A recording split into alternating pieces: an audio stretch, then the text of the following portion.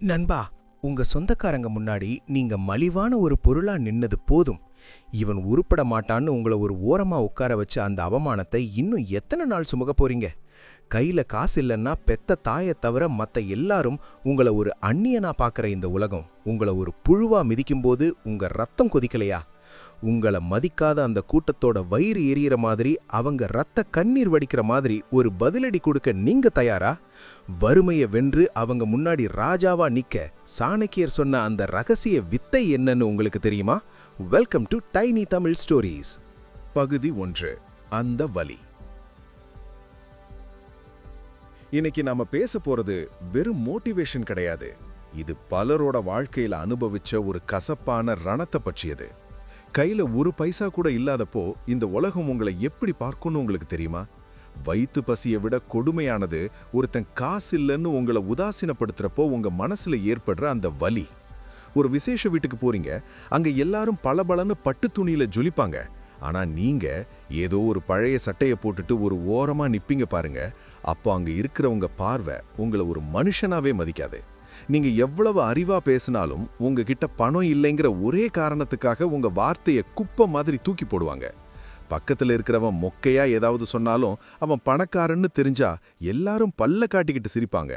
ஆனா நீங்க சொல்ற உண்மையை கூட ஒரு ஏழையோட புலம்பலா தான் பார்ப்பாங்க. அந்த நிமிஷம் உங்க தொண்டையில ஒரு உருண்ட உருளும் பாருங்க.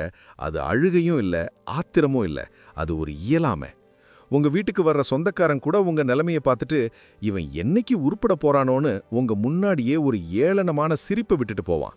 கடையில ஒரு பொருளை வாங்க போறப்ப கூட பாக்கெட்ல கை வச்சுட்டு தயங்குறப்போ கடைக்காரன் பார்க்குற அந்த பார்வையில இருக்கிற நக்கல் உங்களை உயிரோட கொல்லும்.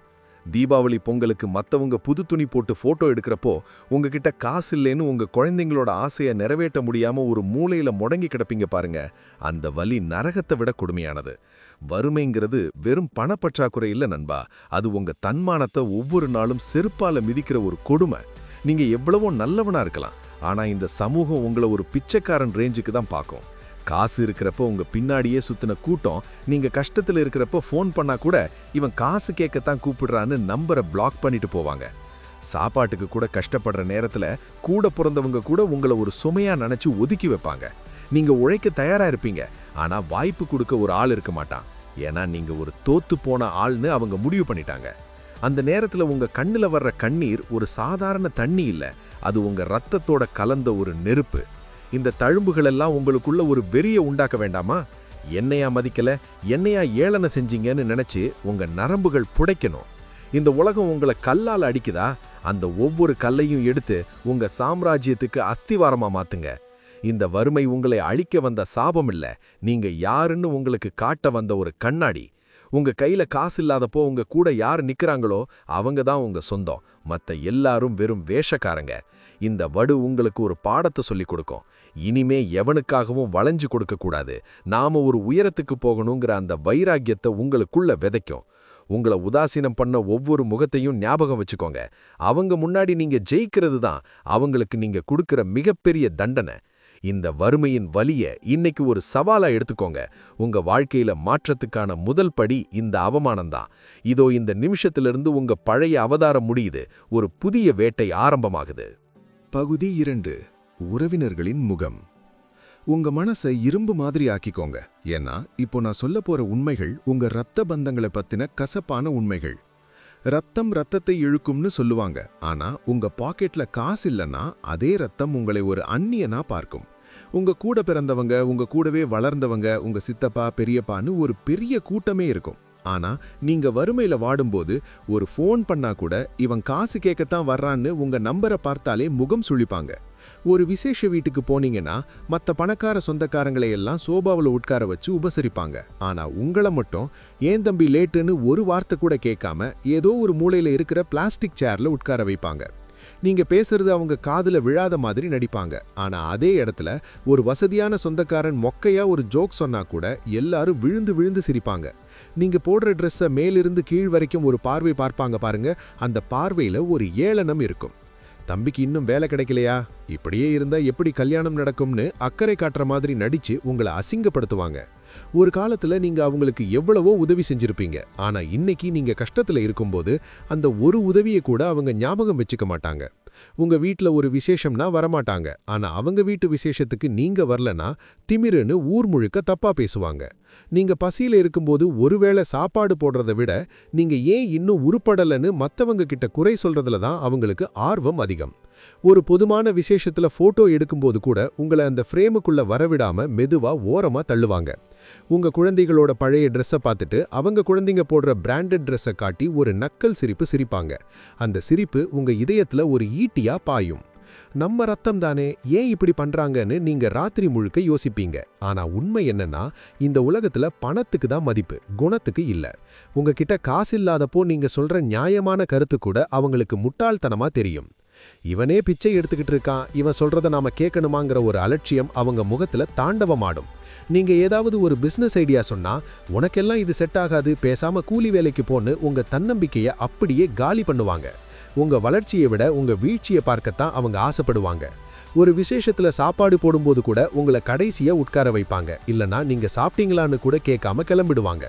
இதெல்லாம் பார்க்கும்போது உங்களுக்கு ரத்தம் கொதிக்கணும் நண்பா. இவங்களுக்காகவா நாம இவ்வளவு நாள் உருகி உருகி இருந்தோம்னு ஒரு கோபம் வரணும்.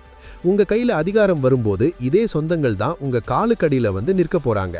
ஆனா அந்த வரைக்கும் இவங்க போடுற அவமானங்களை ஒரு எரிபொருளா மாத்துங்க. சொந்தம்ங்கிறதுக்காக வளைந்து கொடுக்கறத நிறுத்துங்க. அவங்க உங்களை ஒரு மனுஷனா மதிக்கலன்னா நீங்க அவங்கள ஒரு துரும்பா கூட மதிக்காதீங்க. பாவம் சொந்தம் தானேன்னு நினைச்சு அவங்க போடுற பிச்சையையோ இல்ல அவமானத்தையோ ஏத்துக்காதீங்க. வறுமையில இருக்கிறப்ப தான் உங்க நிஜமான எதிரி யாருன்னு உங்களுக்கு தெரியும். அந்த எதிரி வேற யாரும் இல்ல, உங்களுக்குள்ளேயே இருக்கிற உங்க இரத்த சொந்தங்கள் தான். இந்த வடுவை மறக்காதீங்க. இதுதான் உங்களை ஒரு ராஜாவா மாத்த போகுது. அவங்க முன்னாடி நீங்க கார்ல வந்து இறங்குற அந்த ஒரு நிமிஷத்துக்காகத்தான் நீங்க ஓடணும். அன்னைக்கு அவங்க முகம் விளிரி போகணும். அந்த பழிவாங்குதல் தான் நிஜமான வெற்றி. உங்க உழைப்புல முன்னேறுங்க. இந்த போலி சொந்தங்களை உதாசீனப்படுத்துங்க. நீங்க ஜெயிக்கிற வரைக்கும் அமைதியாயிருங்க. ஜெயிச்சதுக்கு அப்புறம் உங்க மௌனமே அவங்களுக்கு ஒரு இடியா விழட்டும். பகுதி 3. சாணக்கியரின் எச்சரிக்கை. வணக்கம் நண்பர்களே. இப்போ நாம மிக முக்கியமான பகுதிக்குள்ள நுழைய போறோம். வறுமைங்கிறது ஒரு சாதாரண விஷயம் இல்ல, அது ஒரு கொடிய விஷம்னு ஆச்சாரிய சாணக்கியர் சொல்றாரு. பணம் இல்லாதவன் உயிரோடு இருந்தாலும் அவன் பிணத்துக்கு சமம் அப்படின்னு சாணக்கியர் அடிச்சு சொல்றாரு. ஏன் தெரியுமா? ஏன்னா இந்த உலகம் குணத்தை விட பணத்தை தான் அதிகமா மதிக்குது. உங்ககிட்ட அறிவு இருக்கலாம், அன்பு இருக்கலாம், ஆனா பாக்கெட்ல காசு இல்லைன்னா உங்க அறிவு முட்டாள்தனமா தெரியும், உங்க அன்பு ஒரு நடிப்பா தெரியும். சாணக்கியர் ஒரு எச்சரிக்கை கொடுக்கிறாரு. பசிக்கு ஆசைப்படாதே, அவமானத்துக்கு பயப்படாதே, ஆனா வறுமைக்கு மட்டும் இடம் கொடுக்காதே. ஏன்னா வறுமை உங்க புத்தியை மழுங்கடிக்கும், உங்க தன்னம்பிக்கையை அப்படியே காலி பண்ணிடும். நீங்க ஏழையா இருக்கிற வரைக்கும் உங்களை சுத்தி இருக்கிறவங்க உங்களை ஒரு மனுஷனாவே மதிக்க மாட்டாங்க. ஒரு விஷமுள்ள பாம்பு கூட சீரல்லன்னா அதை எல்லாரும் கல்லால அடிப்பாங்க. அதே மாதிரி நீங்க சாதிக்கலன்னா இந்த உலகம் உங்களை எட்டி மிதிக்கும். வறுமையில இருக்கிறப்போ நீங்க செய்ய வேண்டிய முதல் ரகசிய மாற்றம் என்ன தெரியுமா? உங்க கஷ்டத்தை யார்கிட்டையும் சொல்லாதீங்க. நீங்க போய் என்கிட்ட காசு இல்ல, எனக்கு சாப்பாட்டுக்கே வழி இல்லைன்னு ஒருத்தன்கிட்ட சொன்னீங்கன்னா அவன் உங்களுக்கு உதவ மாட்டான். மாறா உங்களை ஒரு பலவீனமானவனா பார்த்துட்டு இன்னும் அதிகமா அவமானப்படுத்துவான். சாணக்கியர் சொல்றாரு, உன் வறுமையை மறைத்து வை, உன் கண்ணீரை யாருக்கும் காட்டாதே. ஏன்னா உங்க பலவீனம்தான் உங்களை மதிக்காதவங்களுக்கு மிகப்பெரிய பலம். அவங்க உங்களை பார்த்து பரிதாபப்படணும்னு நினைக்காதீங்க. ஏன்னா பரிதாபம்ங்கிறது ஒரு பிச்சை, ஆனா மரியாதைங்கிறது ஒரு தகுதி. அந்த தகுதியை நீங்க தான் சம்பாதிக்கணும். வறுமையில இருக்கிறப்போ நீங்க ஒரு பழைய ட்ரெஸ் போட்டிருந்தாலும் உங்க கண்ணுல ஒரு தீர்க்கம் இருக்கணும், உங்க பேச்சுல ஒரு உறுதி இருக்கணும். நீங்க ஏழைன்னு மத்தவ முடிவு பண்ணலாம், ஆனா நீங்க ஏழைன்னு நீங்களே ஒத்துக்காத வரைக்கும் உங்களை எவனாலையும் அசைக்க முடியாது. அடுத்த மாற்றம், உங்க நேரத்தை வீணாக்காதீங்க. ஏழைக்கு இருக்கிற ஒரே சொத்து நேரம்தான். பணக்காரன் நேரத்தை விலைக்கு வாங்குவான், ஆனா நீங்க நேரத்தை கொடுத்துதான் பணத்தை சம்பாதிக்கணும். மத்தவங்க ஊர்க்கதை பேசிக்கிட்டு இருக்கிறப்போ, மத்தவங்க விசேஷத்துல அரட்டை அடிச்சிட்டு இருக்கிறப்போ நீங்க உங்க திறமையை வளர்த்துக்க ஓடணும். எனக்கு எதுவுமே தெரியாதுன்னு முடங்கி கிடக்காதீங்க. சாணக்கியர் சொல்றாரு, கற்றதுதான் உனக்கு கடைசி வரைக்கும் துணை நிற்கும். உங்க வறுமையை போக்கக்கூடிய ஒரே மந்திரம் உழைப்பு மட்டும்தான்.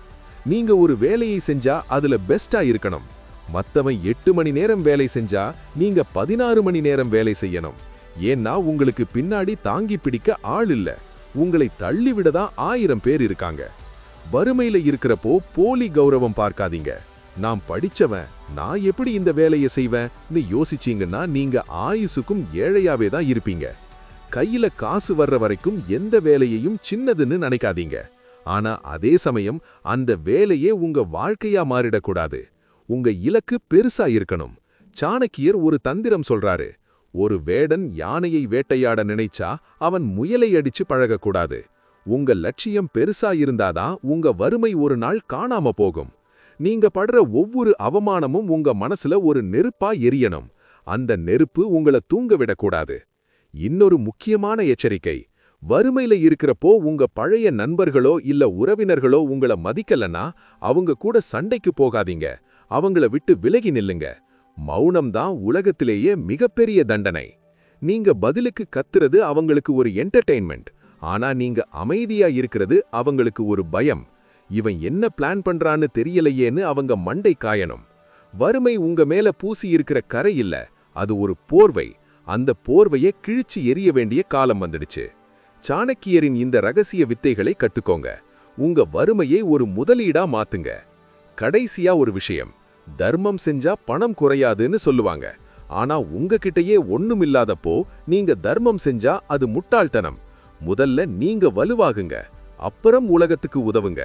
வறுமையில இருக்கிறப்போ நீங்க ஒரு சுயநலவாதியா இருக்கணும். உங்க முன்னேற்றத்துல மட்டும்தான் உங்க கவனம் இருக்கணும். மத்தவன் என்ன நினைப்பான், மத்தவன் என்ன சொல்லுவான், இதெல்லாம் குப்பையில போடுங்க. நீங்க ராஜாவா மாறுறதுக்கு முன்னாடி ஒரு அடிமை மாதிரி உழைக்கணும். அந்த உழைப்பு தான் உங்க சாம்ராஜ்யத்துக்கு அஸ்திவாரம். வறுமையை துரத்தி அடிங்க, அவமானத்தை வெற்றியா மாத்துங்க. பகுதி 4. வறுமையை வெல்லும் வழி. வணக்கம் நண்பர்களே. இப்போ நம்ம போர்க்களத்தோட மைய பகுதிக்கு வந்துட்டோம். வறுமைங்கிறது ஒரு நோய்னா அதுக்கான மருந்து உங்க உழைப்பு மட்டும்தான். ஆனா அந்த உழைப்பு எப்படி இருக்கணும் தெரியுமா? மத்தவன் பார்க்கறப்போ நீங்க சும்மா இருக்கிற மாதிரி தெரியணும். ஆனா உள்ளுக்குள்ள ஒரு எரிமலை வெடிக்கிறதுக்கான வேலை நடந்துகிட்டு இருக்கணும்.